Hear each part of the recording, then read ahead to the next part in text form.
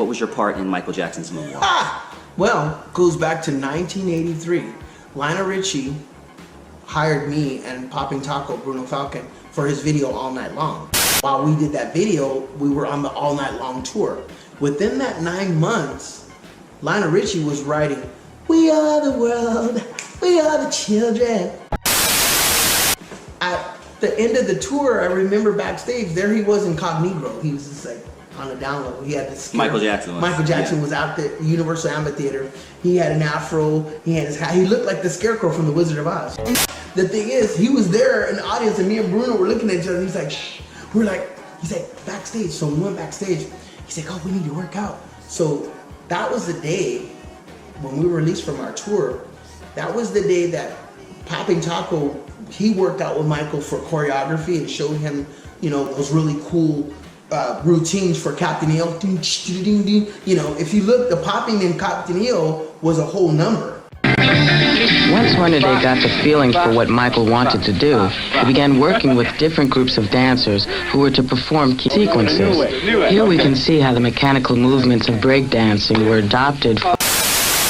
The robots, you know, Disney's Captain EO, those were popping numbers. Michael didn't solo that much. He just kind of like,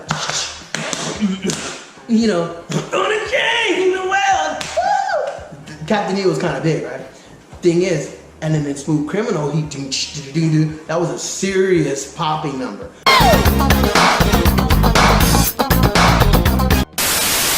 So Bruno Falcon was a choreographer of popping.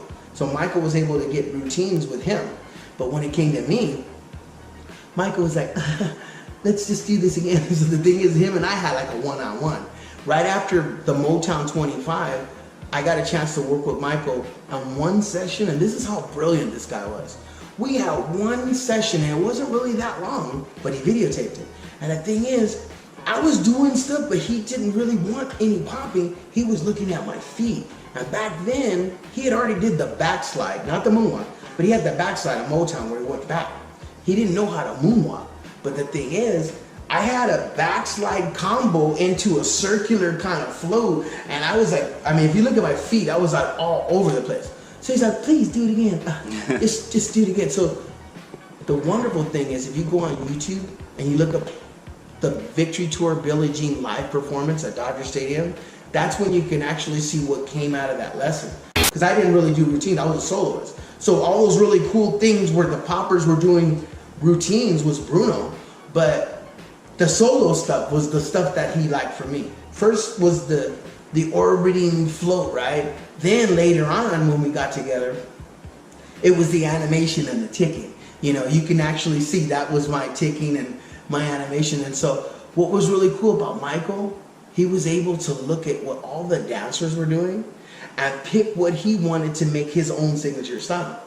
He never said that he was a popper. He was Michael Jackson, so when he would do his stuff, they'd say, oh man, do the Michael Jackson. So he had signature moves. So I was just very honored to be in that man's life and help him to understand how to be a freestyle guy. The last job that we did was do the Bartman. He wrote the song for Bart Simpson. Everybody, if you can, do the Bartman. Shake him on it, do the Bartman. If you can do the Bart, you're bad like Michael Jackson. So when he did that song, he goes, Shrimp, can you like kind of help me choreograph this? I'm like, all right. Because he was busy doing Dangerous. I'm like, sure, dude. I'm like, am I gonna go to Neverland? Well, yeah, why? Because does that mean I'm never gonna come back? No, but the thing is, you're never gonna come back. You never get old. No, but the thing is, I went to Neverland on business, work-related business for the record. We worked out the steps for do the Bartman, and it was interesting. I was so honored that time to work with that man because it was just him and I working out the steps for Bart Simpson. But I was able to see how far he had came in his solo dancing. And I'm telling you, man, I just contacted Gracie Films. They have the behind the scenes footage of the Do the Bartman. They might have the behind the scenes footage of me working out with Michael. I'm hoping that's released so people can actually see what happened because the only thing good is his legacy. A lot of people were like, I don't know, because everybody has that thing that Jeffrey Daniels taught him everything. If Jeffrey Daniels taught him everything, then where's Jeffrey Daniels' dance schools? Where's Jeffrey Daniels? Where's Jeffrey Daniels' other students? The thing is, the only reason that's out there is because not only was I underage and I didn't have lawyers or people that documented stuff on record, but somehow or another there were people from Soul Train and from that group that just said, okay, you know what? I taught him everything. And for everybody, it's almost like martial arts. If somebody got taught by Jet Li, wouldn't you look like Jet Li? If you got taught by Bruce Lee, wouldn't you look like that? Jeez. Yeah. I had a style, and even after working with Michael, I went on to do other things. Even the Urkelbot.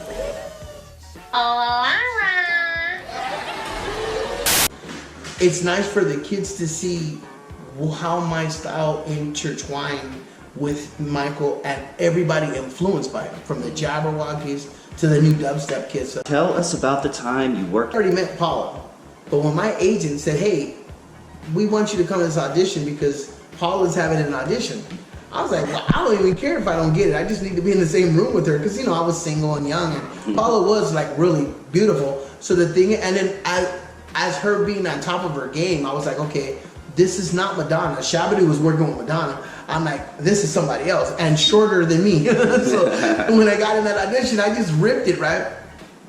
And Paula was there, and they were looking at me, and there were thousands of dancers. I mean, can you imagine? Dancers back then, you didn't really teach master classes. You just kind of worked in music videos and tours. So there were no master classes at Millennium or Edge. These dancers were trying to get work. So the jazz dancers were like flooding that audition, and the street dancers really kind of didn't go to some of the jazz dance auditions because back then there was like a segregation. If you were a jazz dancer, you were a jazz dancer, or the street guys or the break dancers. So when I got there, we were winning a lot of poppers.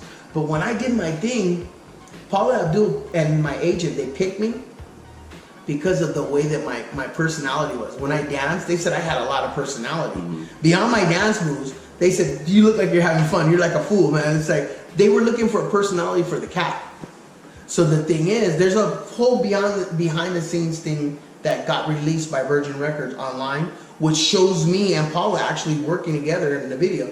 Later on with YouTube, I'm really thankful that a lot of my work that went under the radar is coming out, because for the longest time people were like, well, yeah, he just did that breakdance movie. Isn't it that kind of old? He's not nothing special. Whatever. No, I'm not nothing special, but I have paid dues. Yeah. It's almost like an album that went under the radar or some things. When an artist has new music, people go, wow, I thought that they were dead in the 70s or the 80s, but now they're like looped in some real cool Bruno Mars music, and he's like cool again. Yeah. Hopefully my resume will make me cool again. Just give me a little bit of peace, steady job and some food to eat. Just give me a little bit of peace, steady job and some food to eat. Just give me a little bit of peace.